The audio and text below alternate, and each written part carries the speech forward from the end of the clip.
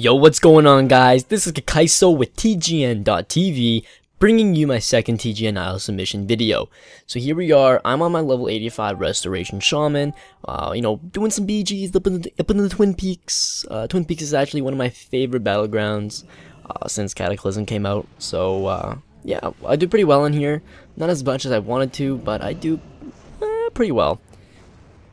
In this video, I want to kind of go over some stuff, some tactics, some strategies, some skills that I use within PvP as a healer, and share some of that with you guys. So yeah, pretty much right now I'm trying to find this flag carrier. I always have a habit of in battlegrounds to be like, yo, what's up, empty room? I'm just healing myself in an empty room and there's not much action going on. So it's kind of boring. But yes, I do try to find the flag carrier, and I do find them, obviously. And this brings up my first tip, is to always keep your earth shield up. Whether it's on an FC, whether it's on a failed Death Knight, whether it's on a OP mage, keep it up on somebody. Even if it's on another healer, keep it up on somebody. Don't really put earth shield on yourself unless you need to. Unless you're really getting gang raped by some, I don't know, Alliance Ruinous. Then yeah. So I mean, with that being said, also try to keep up your earth living weapon every 30 minutes, and keep up water shield on yourself 24/7. Must. So as you can see in this case, we're running with this Death Knight flag carrier, and I do have earth shield up on him. Make sure you keep track of your stacks too, as that is important, because just because you put it up doesn't mean it's not going to run off.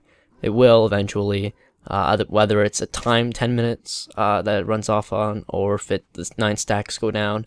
Just be sure to keep track of that. So yeah, another thing that I want to go over is, I'm not doing it right now, but I will eventually do it sometime in the video, is the Stoneclaw strategy. If you have the glyph Stoneclaw, which pretty much what the glyph of the Stoneclaw does is every time you put down Stoneclaw totem, you get a buff that it says absorbs damage, but it absorbs 16,572 damage. So essentially that every 20 seconds, because that's cooldown on Stoneclaw totem, every 20 seconds you can absorb 16,572 damage, which is a lot. That's a lot on my books. And what I do is I mix it up with Earthbind, so that way, because you put down Stoneclaw totem, you get the buff, and then you get down Earthbind totem, and then you get the fuck out of there. And what that pretty much does is it creates a CC, so that way you absorb damage, you take no damage, and you slow the enemy. So it creates a CC, barrier for any melee class that's trying to touch you. Whether or not it works, it usually does. Like, unless there's some way they get out of it, like I know rogues can shadow step, or Hand of Freedom on paladins. Unless they do that, because some of them are stupid enough not to. Yeah, that's a great tactic to use. And you got to remember to since Earthbind and Stoneclaw totem are on the same totem category, you got to make sure that you put down Stoneclaw totem first, get your buff, and then make sure Earthbind is the last, because you want it to stay up to give them the slowing effect on the target and targets around it. So keep that in mind. Yeah, so as you can see here, I was healing this fail warlock, man. I mean, come on, 95,000 health. 4.2 just came out like 5 days ago. You should at least have some PvP gear, you noob. And also, yeah, so there's a hunter here, and he's kind of raping my ass. So, pop in some line of sight there, and line of sight is key for a healer. If you don't have line of sight skills, you should just respec. Any PvPer should have line of sight skills. To be honest, like, I've healed so many people that don't know how to line of sight, and it pisses me off, because even when they know that they're getting hit hard, they still stand in line of sight. And it's like you need to have that skill. Whether you might not need to use it in battlegrounds as much, but hell, if you're doing arenas, for sure you need that line of sight. Like Nagran Arena, the fuck, dude, there's 4 pillars there, and you're not gonna use any of them? I'm out. See you later. You can die on your own. I'll take the loss of rating, and you can go ahead and die, because I don't want to sit here and heal some fail. So keep that in mind. Line of sight, need to have it, need to use it, and yeah. So yeah, just a quick joke for you guys. How did rogues used to kill pallies back in the day?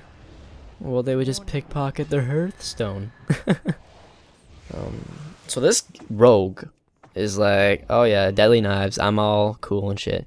This flake carrier, I don't know what people are doing, I really don't know. The flake carrier's up here, I'm all chill and shit, I'm like, yo bro, I'm gonna hex you.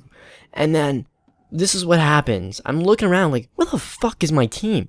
This flake carrier is just chilling up here. And then what happens, I start teabagging him and he's on front. So I go out and look, and what do I see? I think this was a death knight. Oh, a troll death knight here. Hey, yo, what's going on, feral kitty? I'm gonna rape you. And then I go up here and like, what the hell? The hell, man? Like, you're so many fucking footsteps away from the flake carrier. You just go and throw a few hits on him, and then I lose a flake carrier. I just follow this warlock. I think that's the fail lock. No, yeah, it is. Fuck.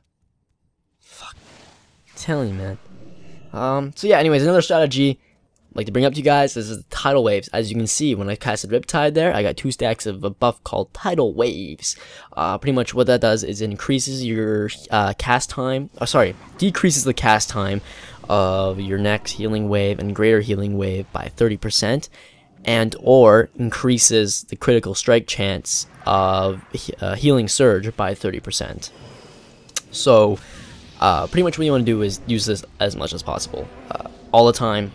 You know, even if it's just a little bit, Riptide it, because it's awesome to have that extra haste bonus and haste cast time buff. Boom, perfect. And also, I've tested this.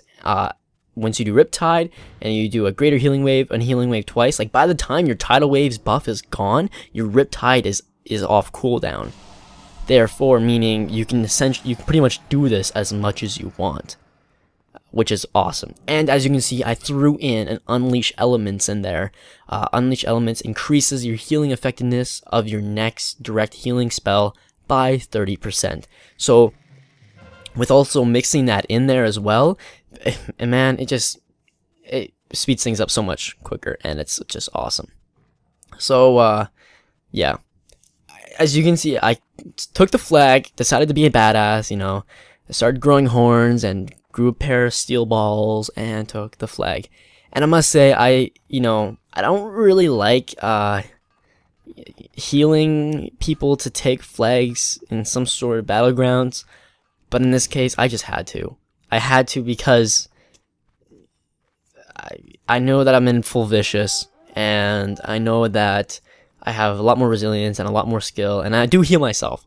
Healing myself is what I do best, and so I decided to take it. Plus, I'm a little bit selfish when it comes to this battleground, as I use water walking on myself, and I'm all like, oh yeah, F you, Warlock. I think he ran around. Yeah, they ran around towards the bridge, so. Woo. Oh, man, I love being a shaman. Oh, and another thing that I expected for my PvP. Oh, sorry. And you can see here, I'm just checking out the room first. See if there's anybody in there. If, you know, I've already made this mistake once in my battleground. Surrounding the ancients, I ran into the zone of the Golden Gate, I guess. The Golden Gate, between the Golden Gate and the whatever that little globe place is. Ran in that little field, and like none of my teammates were in there, and it's just a full load of alleys. So I made that mistake once, and I'm not gonna make it again. Cap the flag. We're already 2 out of 3. Anyways, so another thing I want to bring up is that I spec'd into Spirit Link Totem. And what Spirit Link Totem does is it decreases the damage taken by people that are within the Spirit Link Totem by 10%, and it redistributes the health among those, therefore essentially like making everybody have the same percentage of health. Now, excuse me, what that does is a lifesaver.